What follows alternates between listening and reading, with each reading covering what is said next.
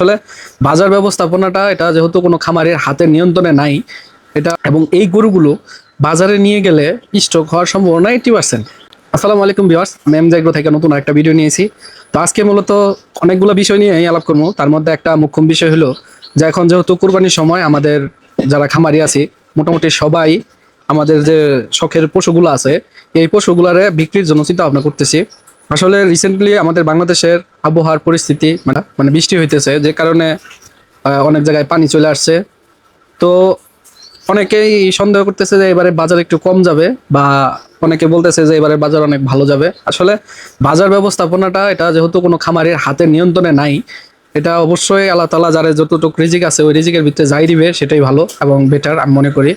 আর দ্বিতীয়ত হলো অনেকেই অসৎ উপায়ে খামার ব্যবস্থাপনা চালান বা খামার ব্যবস্থা করেন আপনারা। অসৎ উপায় বলতে আমি বলতে চাইতেছি এরকম ভাবে যে যেটা আপনার স্টেরয়েড আপনি ব্যবহার করেন, এই জিনিসটা আসলে কোনোভাবে একজন খামারির উচিত না। কারণ স্টেরয়েডটা এমন একটা জিনিস যেন অল্প সময়ে আপনার যে মাংসটা আছে, মানে গরুর যে মাংসটা ফুলায় ফেলায়, আসলে মূলত সেখানে মাংস থাকতে পানির পরিমাণটা বেশি থাকে। এবং এই গরুগুলো বাজারে নিয়ে গেলে স্টক হওয়ার সম্ভাবনা 80%। মানে আপনি একটা গরুর অসৎ উপায়ে আপনি 2 লক্ষ টাকায় বিক্রি করার নিয়তে আপনি ওই গরুটারে তুলনায় অধিক খাদ্য গ্রহণ করাইলেন, তার প্রয়োজনের তুলনায় অধিক প্রোটিন প্রোবায়োটিক দিলেন, তার প্রয়োজনের তুলনায় অতিরিক্ত স্টেরয়েড ব্যবহার করলেন। এতে কিন্তু ওই গাভীটার পারফরমেন্স মানে অরিজিনালি পারফরমেন্স থাকবে না। সেই গরুটা টোটালি একটা মেডিসিন কেন্দ্রিক হয়ে যাবে, আর মেডিসিনটা অবশ্যই ওই গরুটার জন্য খারাপই হবে, ভালো হবে না। দ্বিতীয় কথা হচ্ছে, যেহেতু কুরবানির উদ্দেশ্যে লালন পালন করা হয়, তো এখানে অনেকগুলো জিনিস চিন্তা ভাবনা করতে হয়। আমাদের যে প্রান্তিক খামারি আমরা যারা আছি, আমরা একটু চিন্তা ভাবনা করি, বিশেষ করে আমি চিন্তা ভাবনা করি এটা, কারণ আমাদের মতোই কেউ না কেউ এই গরুর গোস্তটা সে খাবে, মানে কুরবানি হবে এবং সেই গরুটার মাংস সে খাবে।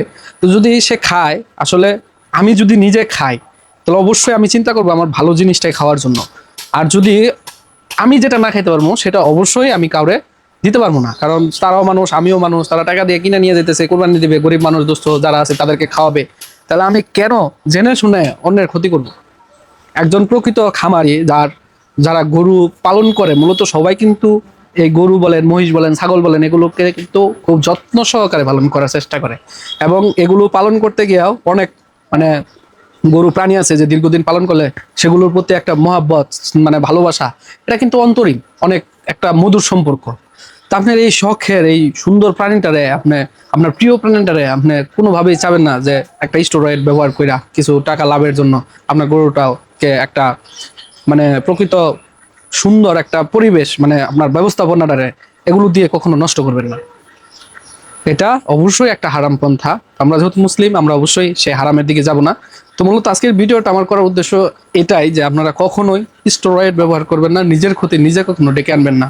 আপনি ব্যবহার করতেছেন, কেউ দেখতেছে না, আপনি গরুরে ফুলাই ফেলতেছেন, কেউ দেখতেছে না, কিন্তু আল্লাহ তাআলা একজন আছেন, তিনি দেখতেছেন। এবং এটার অবশ্যই যদি যেহেতু হারাম পন্থা, এটার তো শাস্তি আপনাকে ভোগ করতে হবে, বা এটা যদি পাপ হয়, গুনাহ হয়, সেটা শাস্তি আমাদেরই বহন করতে হবে। তো আমি সকল খামারি, প্রান্তিক পর্যায়ে বড় যারা ক্যাটেল ফার্মারি আছে, যে আমরা আসলে কোনোভাবেই যেন স্টেরয়েড জাতীয় এই ধরনের মেডিসিন আমাদের গরুগুলোকে প্রয়োগ না করি, এবং এগুলো যেন সবসময় সুস্থ থাকে সেদিকে খেয়াল রাখি। আর যেহেতু গরম পড়ছে, মানে ঠান্ডা গরম এই ওয়েদার চলতেছে, তো এই ওয়েদারে ম্যাক্সিমাম টাইম আপনারা গরুগুলোকে কয়েকবার গোসল করাবেন, এবং পারলে উপরে ফ্যান দিয়ে রাখবেন, মানে তার শরীরের টেম্পারেচারটা সবসময় যেন একটু ঠান্ডা থাকে, শীতল থাকে।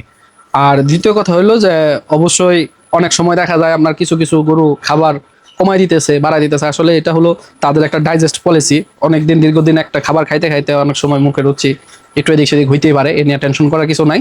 তাকে খাবারটা অন্যভাবে খাওয়ান, বা 2-1 দিন খাবার গ্যাপ দিয়ে দেন, তাহলে দেখবেন আস্তে আস্তে তার রুচিটা আবার ফিরে আসতেছে। তো আমি অনেক লম্বা করে ফেলছি ভিডিওটা, আজকে এই পর্যন্তই। সবাই ভালো থাকবেন, সুস্থ থাকবেন, দেখা হবে অন্য কোনো ভিডিওতে। আসসালামু আলাইকুম।